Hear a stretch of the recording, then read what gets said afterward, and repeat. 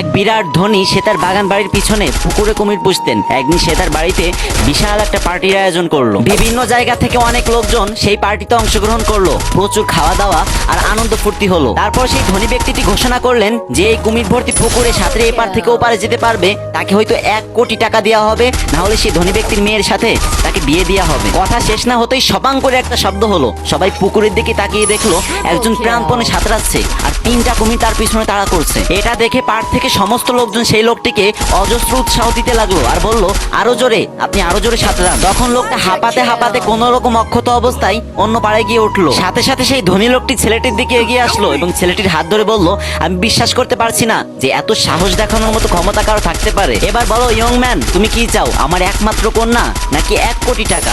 ছেলেটি তখন হাঁপাচ্ছিল। তারপর ছেলেটি হাঁপাতে হাঁপাতে বলল, আমি আপনার কন্যাকেও চাই না, আমার 1 কোটি টাকাও চাই না।